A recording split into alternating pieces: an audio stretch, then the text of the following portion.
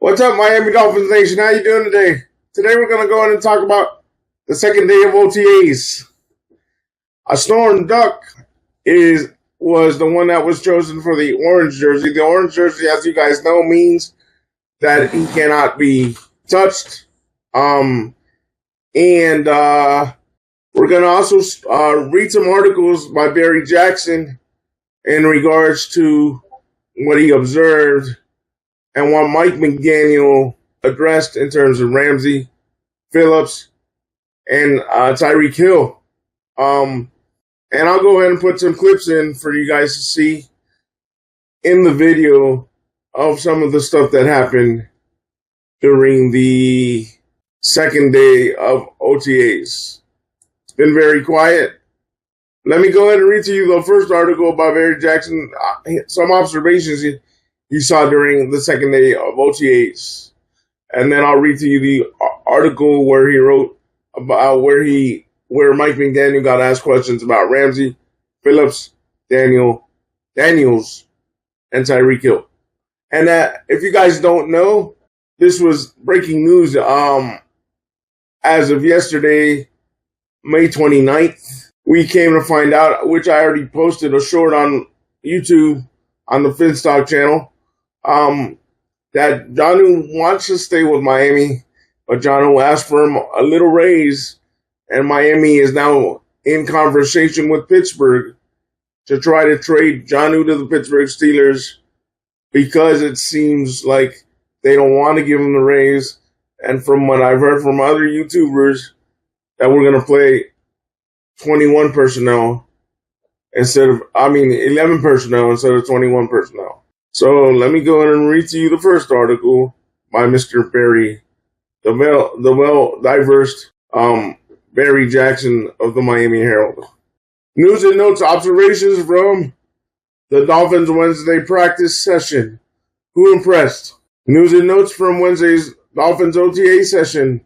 The first of 5.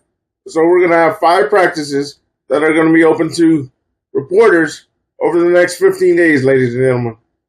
The first of 5 practices that will be open to reporters for the next 15 days before the team adjourns for time off before training camp.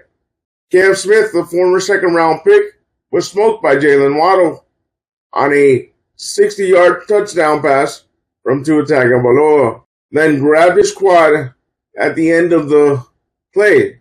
He was limping noticeably, left briefly, and then returned. Smith has battled injuries and performed unevenly during 2 seasons with the team, and the Dolphins have put him on notice that he must perform.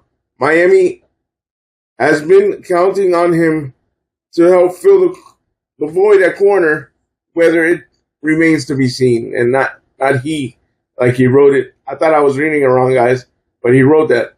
I can actually show you, and you'll see it on the video. Austin Jackson came off a knee surgery last November, was working at right tackle, an encouraging sign. The one remaining health question on the offensive line will be whether new guard James Daniels of a Week 4 torn Achilles will be ready for training camp. Daniels did not practice Wednesday. Guys, if he had the torn Achilles Week 4, it's over a year. I 100% believe he will be back during training camp. So I have no doubts about that. Receiver Tyreek Hill came off 2 offseason wrist procedures, was training on his own, doing 7-on-7 work, and also doing juggling drills with Devon Achane that clearly show he doesn't have good mastery of the hand yet. That's a very bad sign. Is he even going to play for Week 1, ladies and gentlemen? That's a question to be asked, and he was crying that Mike McDaniel wasn't getting him the ball a lot last season like he wanted to be targeted.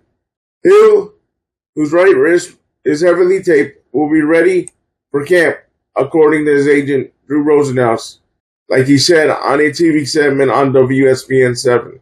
Tagovailoa completed a 30-yard pass to Jaylen Waddle, who had two 30-plus yard catches and was the most impactful receiver working with Tua on Wednesday. Waddle did his damage against Cam Smith, Storm Duck, and Ethan Bonner. And Bradley Chubb were arguably the top performers on Wednesday.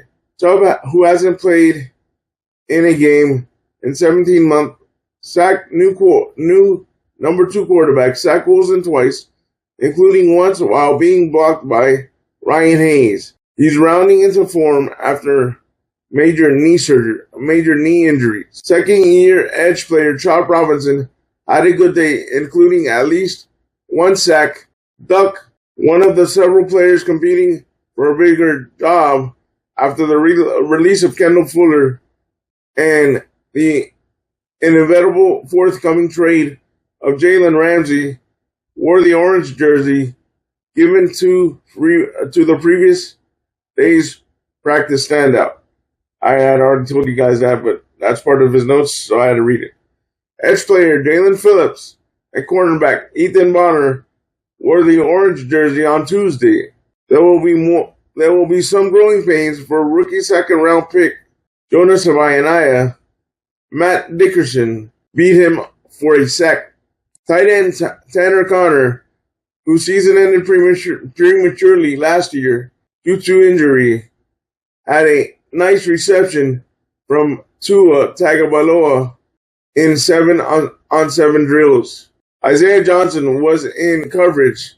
Veteran Jonnu Smith wasn't working Wednesday, so there were plenty of options and opportunities for the other tight ends. Besides Smith and Ramsey, who is no longer around the team, defensive lineman Zach Zeller also wasn't spotted, but these workouts are voluntary.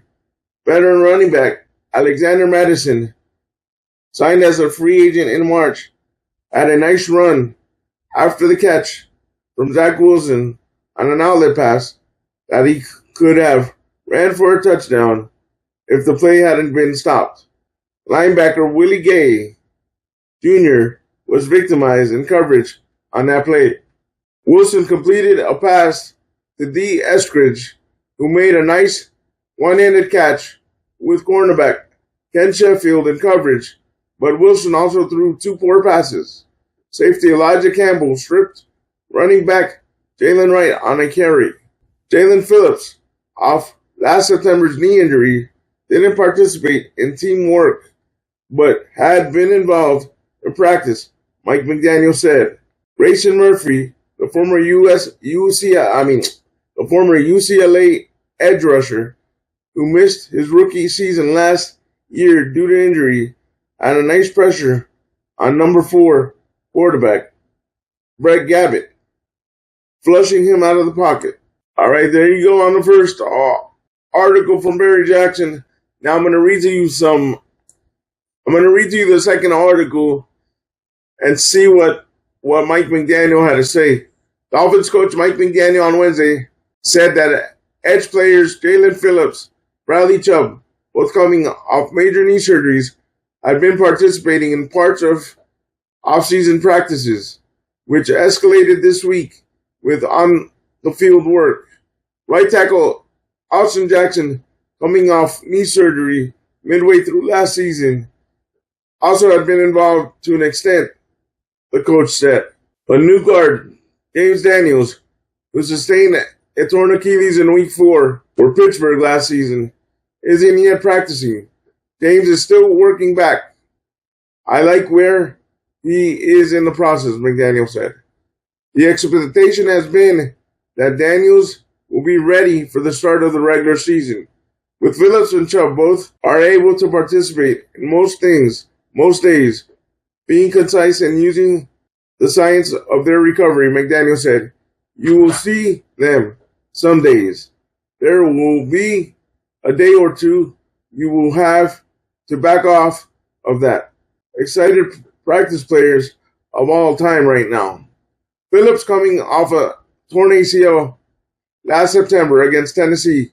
Chubb hasn't played a regular season game for 17 games. serious knee injuries late in 2023 season against the Baltimore Ravens. Speaking before the first of 2 OTA sessions open to reporters, McDaniel addressed other issues.